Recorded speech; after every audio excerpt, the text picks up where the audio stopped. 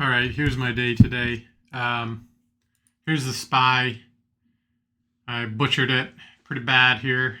Um, Basically, I could tell that the volume was super high, and so I knew that it was going to make a move. I just was trying to get in it before it made the move. You can see here, looking at the volume, I mean, clearly it was resting all morning, and then the Powell talk and the notes came out here at 2, and we got our initial first pop. And then I would say I more got lucky on the short. It was more of a head and shoulders. 466 was a resistance. So I saw a little bit of a double top, head and shoulders. It failed it, and it failed it up there, and then it got under this shoulder. So I went short, and I got a good trade here, a good 2.5 hour trade. But I do think that gave me some false confidence in terms of it being a short.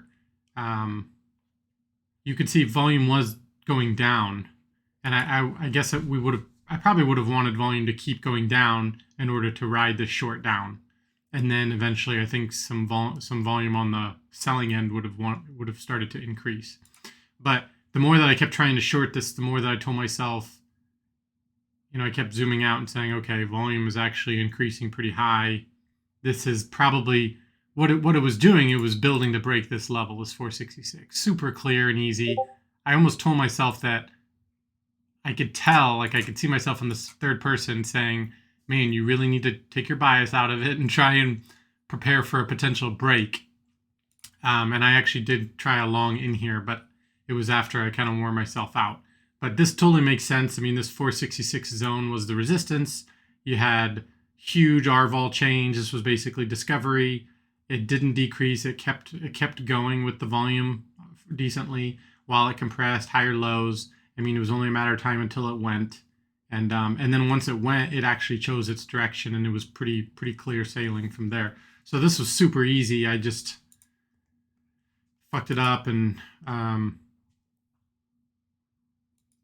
basically I think that short here gave me a little bit of false confidence, and I thought that it was going to give me a move sooner. So, but this looks great. This totally makes sense. I mean, hopefully someone got this move. IWM wasn't as clean. You can see it did that similar double top and then really compressed, and you could have played this compression and waited for something to happen. So that makes sense too. And then Q's did a similar high a day break, not quite as clean as SPY, but pretty good as well.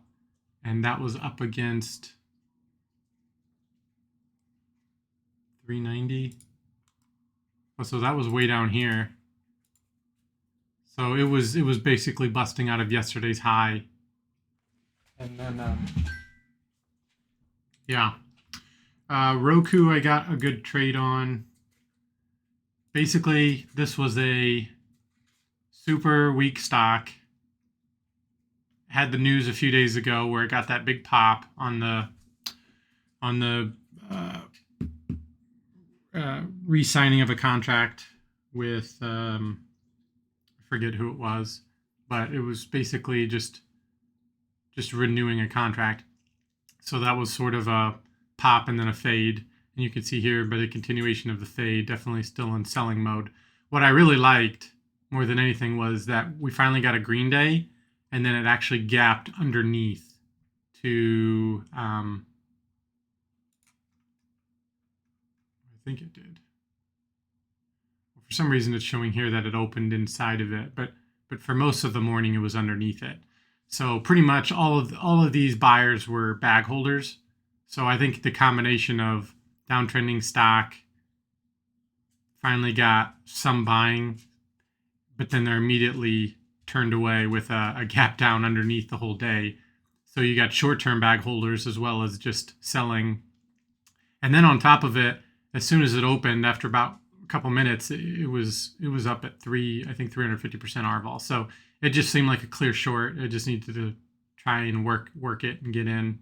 And I got in once and then twice for a breakdown. It didn't break right away, so I got out.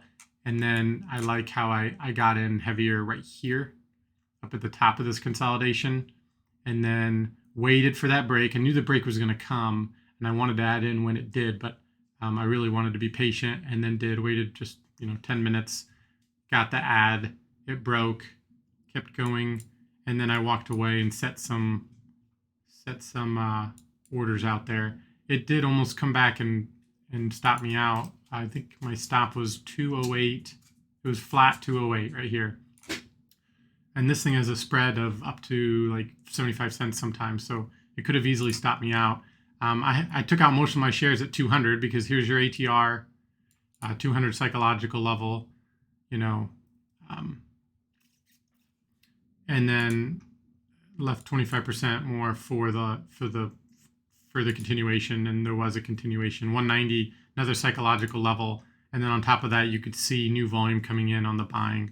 So I got all the way out, and that ended up being a really good trade, like a 5-unit trade, 5 times what I risked.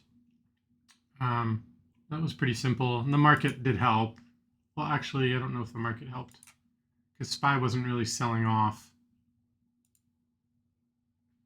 Market helped a little bit. Yeah, Qs were selling off, and so was IWM. So the market helped. And that's pretty much all I got. There's probably more I could talk about the markets and this and that, but I just wanted to do a really quick recap on my trades. I'm going to be done trading.